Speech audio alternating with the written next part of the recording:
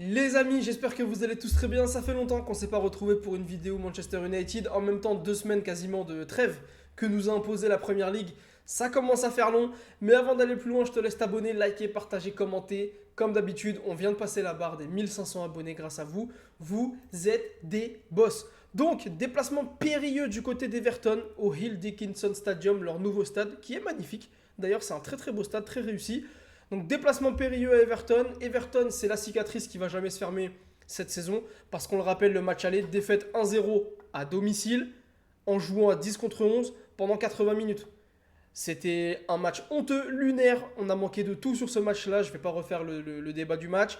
On avait centré un nombre incalculable de fois, alors qu'on n'avait pas de joueur de tête dans la surface de réparation. On n'avait pas Sesco qui était absent sur ce match-là. Bref, on avait été honteux à 10 contre 11 à domicile après que Gana Gueye pète les plombs sur Keane.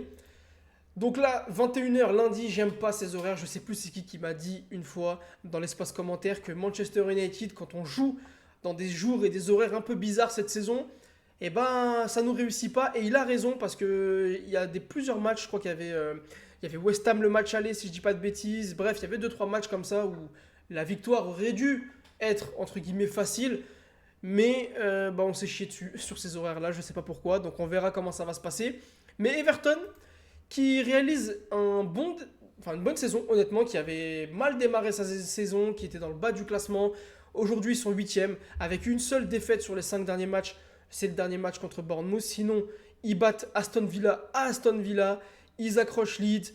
Ils accrochent Brighton et ils réussissent à battre Fulham qu'on a battu nous aussi récemment. Mais en tout cas, Everton, c'est une équipe à ne pas prendre de haut, à ne pas prendre à la légère, même si, dans les faits, historiquement, c'est une équipe qui nous réussit très bien. Mais on l'a vu au match aller, il ne faut pas les prendre de haut. Sur les 5 derniers matchs, donc nous, on est deuxième à égalité avec Chelsea. Ils sont septième, donc ça confirme leur bon état de forme. On va voir statistiquement en détail comment se comporte cette équipe d'Everton, quelles sont les clés tactiques, on va dire, pour essayer de les embêter. Mais Everton, normalement, tu dois les battre. Tu dois confirmer ton bon début de saison. Enfin, pas ton bon début de saison, mais depuis que Carrick est là, j'ai l'impression que c'est une nouvelle saison, mais non. Tu dois confirmer ton bon état de forme avec 4 victoires sur les 5 derniers matchs, avec un dernier match nul frustrant à West Ham. Encore un déplacement, donc on va voir comment on va se comporter à nouveau à l'extérieur, sachant qu'à l'extérieur, bon, on n'est pas à être catastrophique, on est 8e du classement à l'extérieur. C'est pas impressionnant non plus, mais on n'est pas catastrophique, là où à domicile, évidemment, on est 4e, mais où Everton à domicile est 14e. Ils sont meilleurs en déplacement, parce qu'ils sont 5e, qu'à domicile. Donc ça, c'est une stat et une donnée à prendre en compte, bien évidemment. Je suis tombé sur ce tweet qui m'a fait un peu mal au cœur, les gars, je voulais partager ça un peu avec vous. Regardez, ces 9 matchs contre des adversaires, on va dire, prenables, des adversaires à largement à notre portée, et ben on a perdu 19 points contre ces équipes-là. Fulham, Forest, Everton, la défaite bien évidemment, West Ham, 2 fois, un but partout, Burnley, Leeds, les Wolves, un but partout.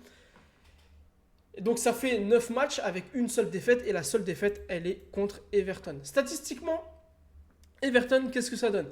Bah Everton, c'est pas une équipe très impressionnante, que ce soit défensivement, offensivement. C'est même une équipe qui surperforme au niveau de ses statistiques.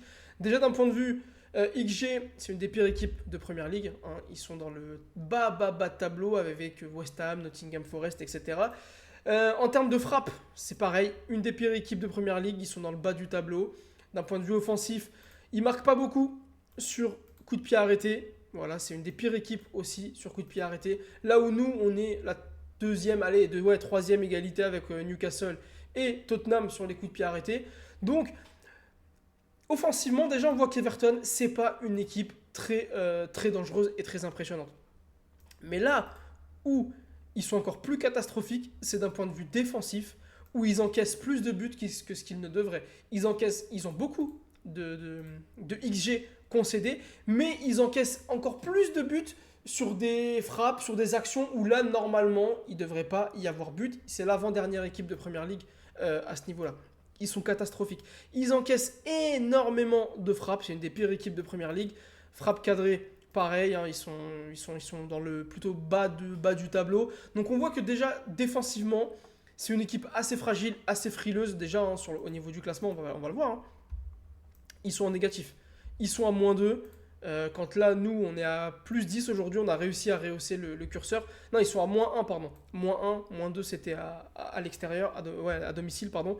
Ils sont à -1, donc on voit déjà que défensivement, c'est pas ça. Et offensivement, regardez, dans le top 10, allez, je vais même prendre, allez, le top 10, c'est bien le top 10, bah, c'est la pire attaque du top 10 et de loin avec seulement 29 buts marqués là où nous on a 47, Chelsea 47, Liverpool 41, Brentford 40, Bournemouth 43, Newcastle 37 alors qu'ils sont derrière eux. Offensivement, défensivement, c'est une équipe vraiment pas bonne, on va pas se mentir, mais ils gardent quand même une solidité, un pragmatisme parce qu'on va voir que dans le style de jeu déjà, bah, c'est l'équipe qui a le moins de séquences à plus de 10 passes de Première Ligue. C'est l'équipe qui garde le moins le ballon. C'est l'équipe qui se débarrasse le plus du ballon. C'est l'équipe qui contre-attaque le plus. Donc déjà, on a une première indication sur le type d'adversaire qu'on va avoir.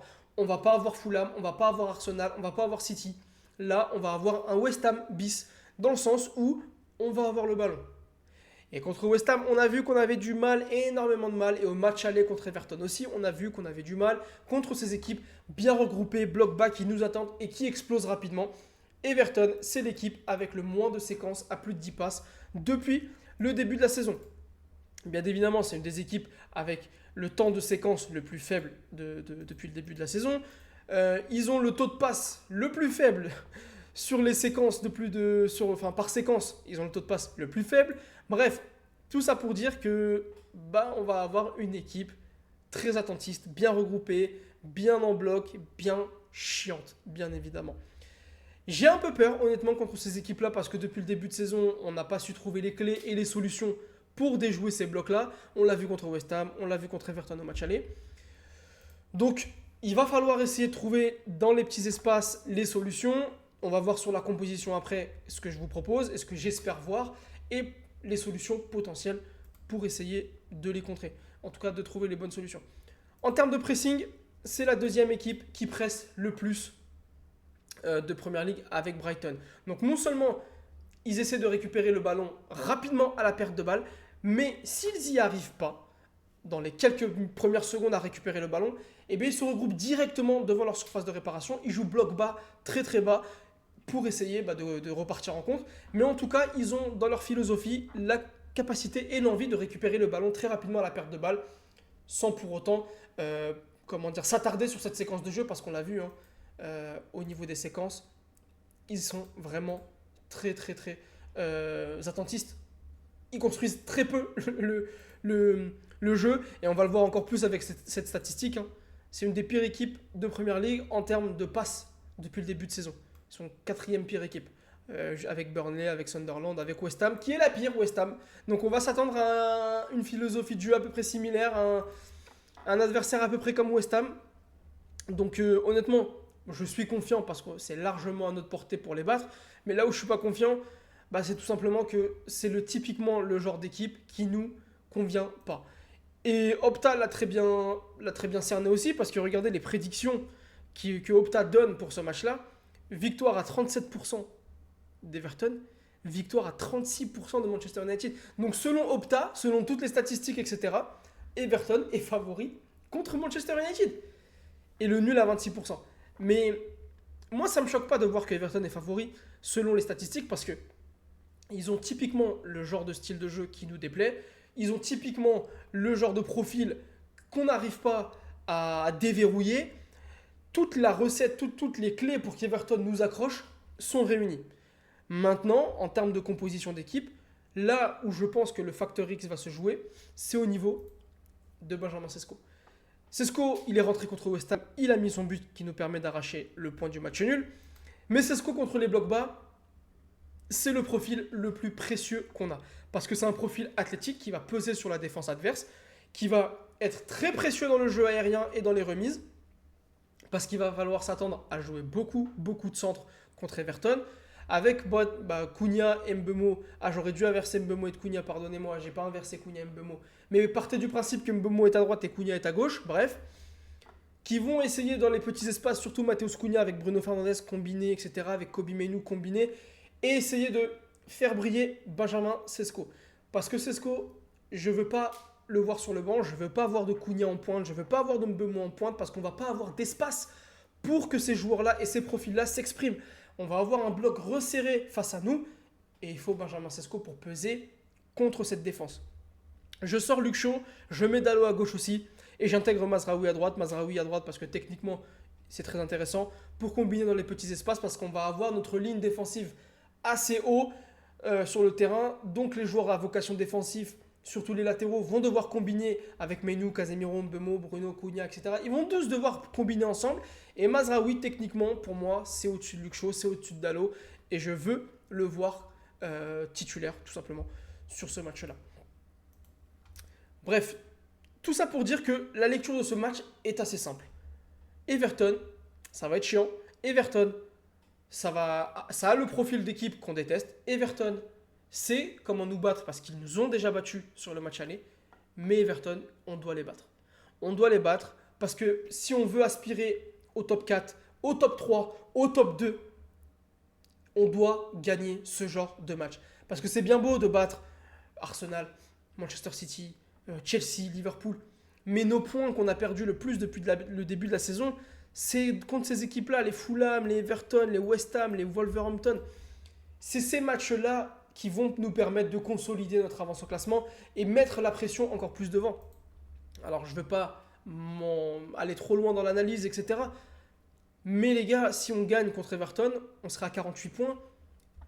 Je veux pas lancer de débat, de faux débat. Bien évidemment que j'y crois absolument pas, mais 10 points sur le premier, ça se rattrape.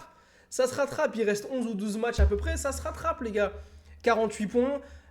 Tu mets la pression sur Aston Villa, tu mets la pression sur Manchester City, tu mets la pression sur Arsenal. Tu t'éloignes encore plus de Liverpool, etc.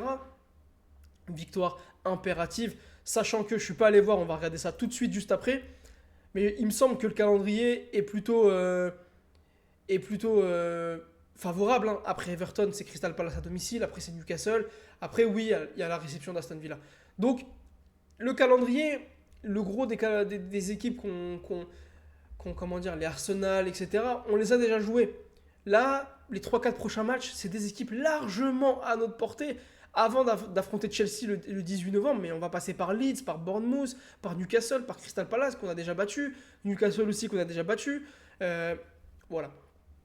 Là, on a un maximum de points potentiels et possibles à prendre. Il faut qu'on réussisse à déverrouiller ces blocs bas. Il faut qu'on réussisse à asseoir notre domination contre ces équipes-là. C'est pas gagné. Opta l'a bien compris. Mais bon. Si on met Benjamin Sesko titulaire, je pense que ce 36% peut se transformer en 45%, honnêtement, parce que Benjamin Sesko, c'est le profil qu'il nous faut contre ces équipes. Bon dans le jeu aérien, de la tête, etc. Pèse sur les défenses, etc. Bref, dites-moi ce que vous voyez sur ce match. Dites-moi votre prono, la compo que vous voyez sur ce match-là. Voilà, ou si vous voulez échanger d'autres choses avec moi, si vous avez d'autres débats. Merci encore une fois pour tout votre soutien, votre fidélité, tous vos commentaires. J'aime beaucoup vous lire et vous répondre, bien évidemment. Une grosse pensée, une grosse force à mes frères qui passent le ramadan, à mes frères qui passent le carême. Grosse force à vous, je sais que c'est une période très très très importante. Donc, grosse force. Sur ce, je vous dis à bientôt. N'hésitez pas à me donner vos pronos dans l'espace commentaire, à me donner votre compo dans l'espace commentaire. Prenez soin de vous et à très vite pour le débrief du match contre Everton.